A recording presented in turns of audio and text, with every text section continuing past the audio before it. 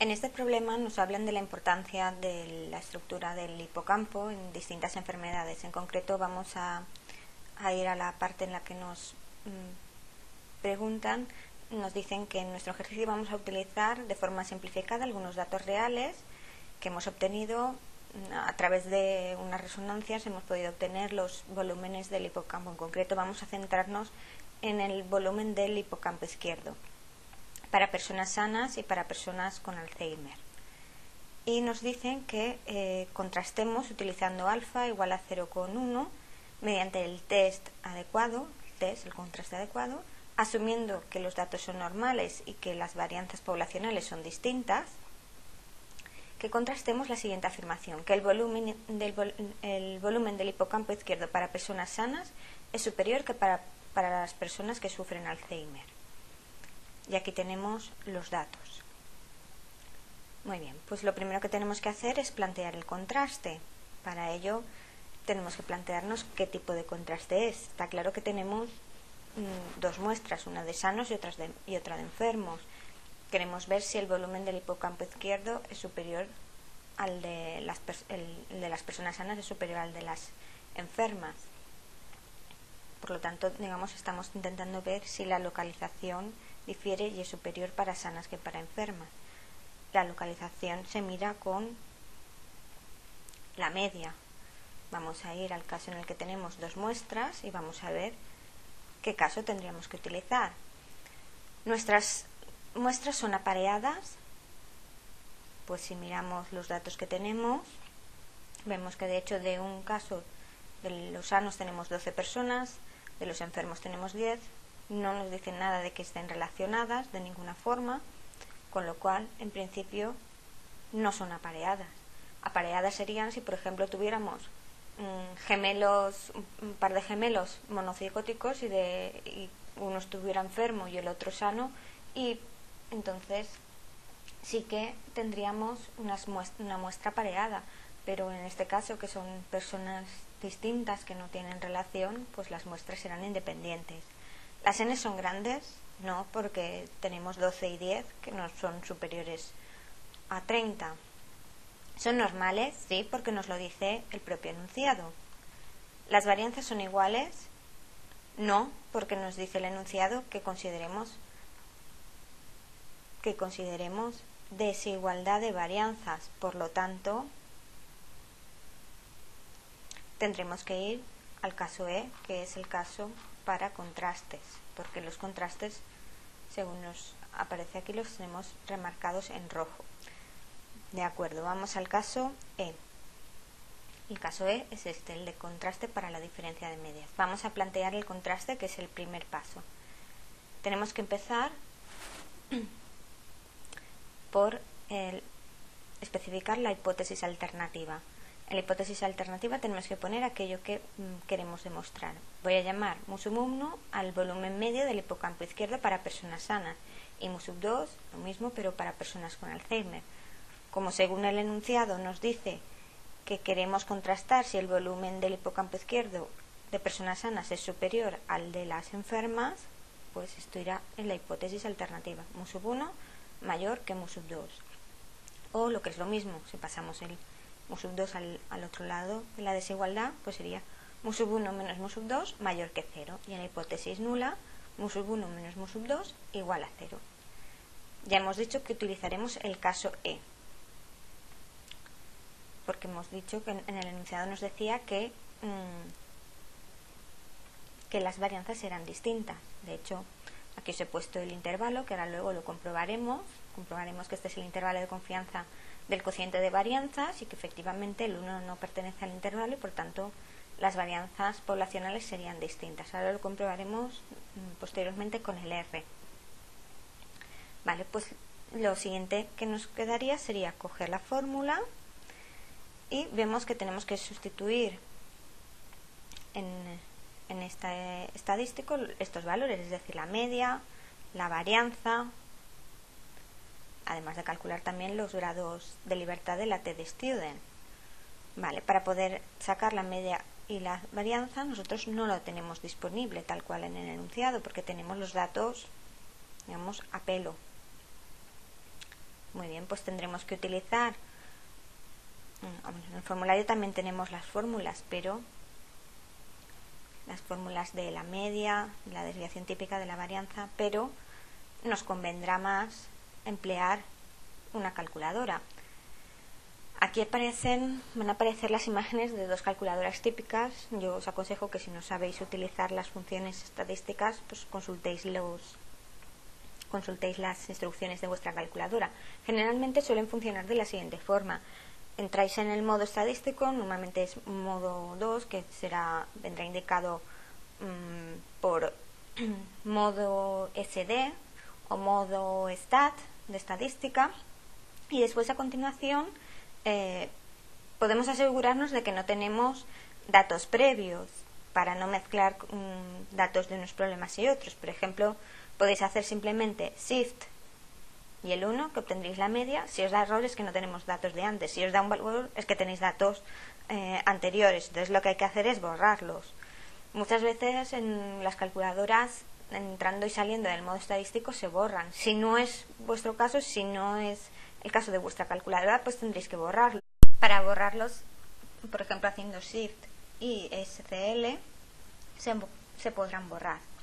Vamos a ver, en esta calculadora en concreto, en la vuestra pues consultar las instrucciones. Vamos a ver cómo introducir los datos. Por ejemplo, tendríamos que poner el 3.4, el 2.4 para los sanos. Pues haremos lo siguiente: 3.4 y después data. Las funciones estadísticas aparecen en azul. Cuando está el modo estadístico seleccionado, ya no se guarda, esta tecla ya no funciona como guardar en memoria, sino que funciona como introducción de datos. DT viene de data, datos en inglés. Para la otra calculadora lo mismo.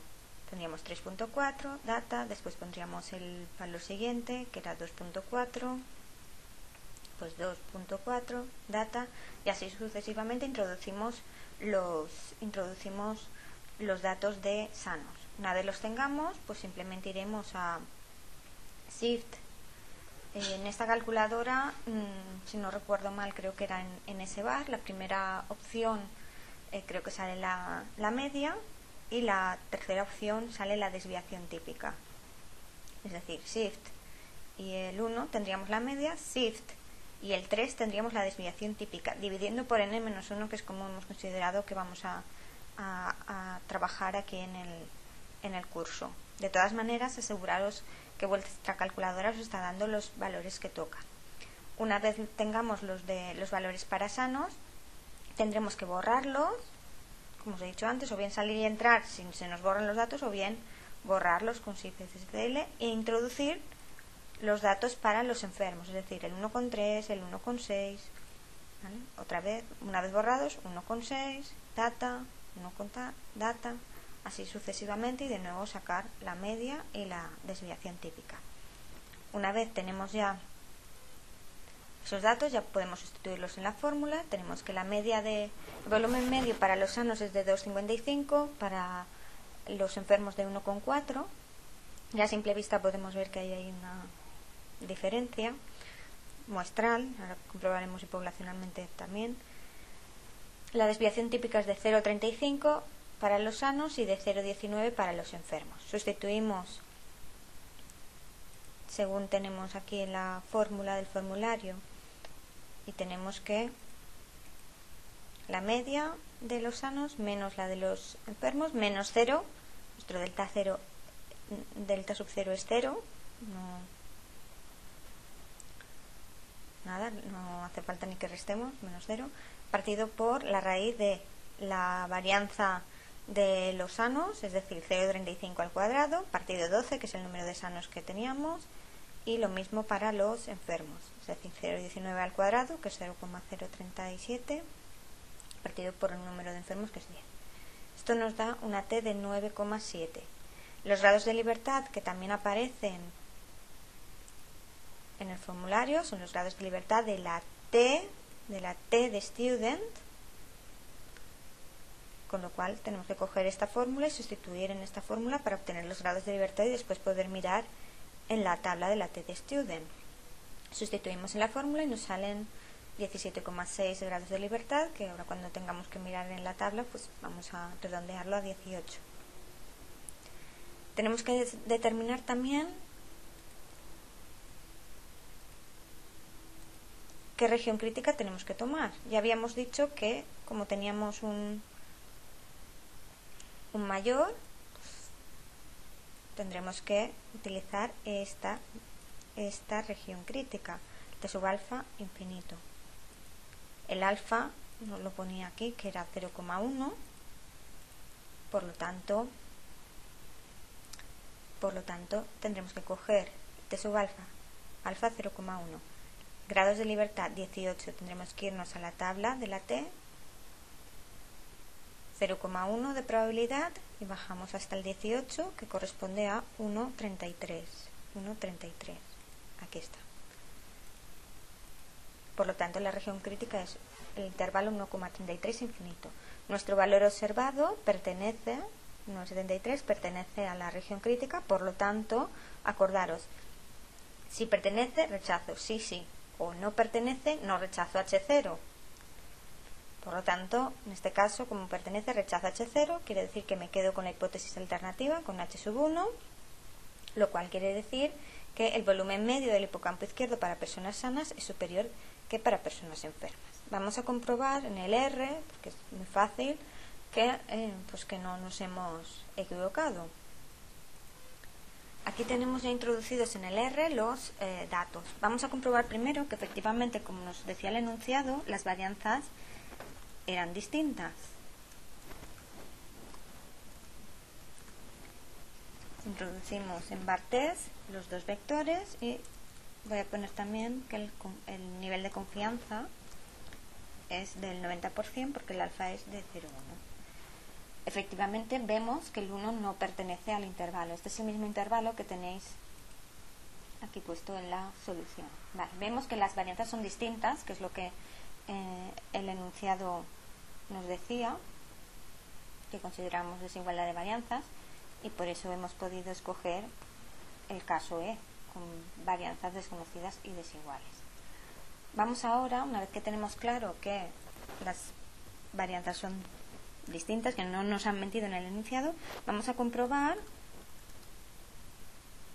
fijaros que aquí en las prácticas teníamos cómo realizar el test, vamos a comprobar que los resultados que hemos calculado manualmente pues son correctos. ¿Vale? Pondremos primero los dos vectores, en nuestro caso se llaman S y E, después tenemos que poner en la alternativa mayor, beta, en este caso el delta sub 0 es 0, no son apareadas, por lo tanto esto no hace falta ni que lo pongamos porque vendrá por defecto. Las varianzas son distintas, por lo tanto también no hace falta que lo pongamos porque por defecto nos considera las varianzas distintas. Podemos cambiar también el nivel de confianza al 0,9, aunque nosotros nos vamos a guiar ahora por el p-valor, pero bueno, si queremos ver el intervalo que nos sale, pues lo podemos utilizar.